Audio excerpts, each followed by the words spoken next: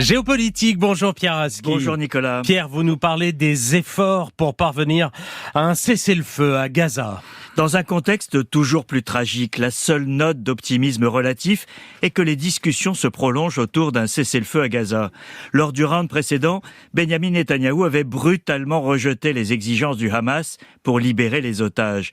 Cette fois, après une rencontre à Paris vendredi entre les chefs des services de renseignement américains, israéliens, égyptiens et qataris, un cadre global d'accord a été esquissé. Le gouvernement israélien a donné son feu vert à l'envoi aujourd'hui de négociateurs à Doha pour poursuivre les discussions. Le Hamas discute lui aussi parallèlement avec le Qatar et l'Égypte. Jake Sullivan, le conseiller à la sécurité nationale de la Maison-Blanche, s'est dit plus optimiste hier soir sur les chances d'aboutir à un cessez-le-feu dans les prochains jours. Il faut évidemment rester prudent tant qu'un accord définitif n'est pas conclu, mais il y a des raisons de penser que ça pourrait marcher. Et quelles sont ces raisons, Pierre ?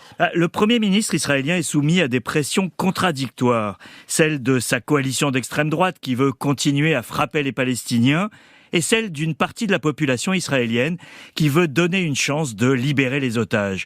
La société est divisée. Samedi soir, Tel Aviv a connu sa plus grande manifestation en faveur d'élections anticipées.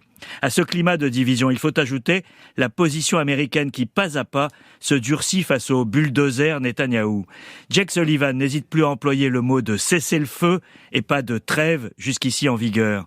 Washington s'agace de l'annonce de nouvelles colonies en Cisjordanie. Provocation inutile en temps de guerre. Enfin, les Américains défendent une vision de l'après-guerre aux antipodes de celle que vient de présenter Netanyahou qui perpétue l'occupation.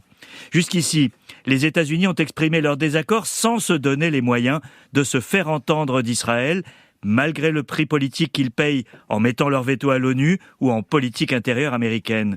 Cette négociation permettra de voir si Washington a réellement pesé. Et pourquoi maintenant ? Le moment est particulier, Nicolas. Israël menace toujours de lancer une offensive sur la ville de Rafah, où sont concentrés 1,4 million de personnes, dont une majorité de déplacés. Les faire bouger une nouvelle fois est impossible.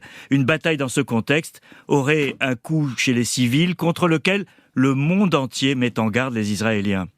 La situation humanitaire est déjà au-delà du stade critique. L'aide n'arrive pas en quantité suffisante et cela provoque des émeutes, une insécurité qui empêche les secours d'aller aux plus fragiles. Dernier point, le Ramadan commence dans à peine 2 semaines autour du 10 mars.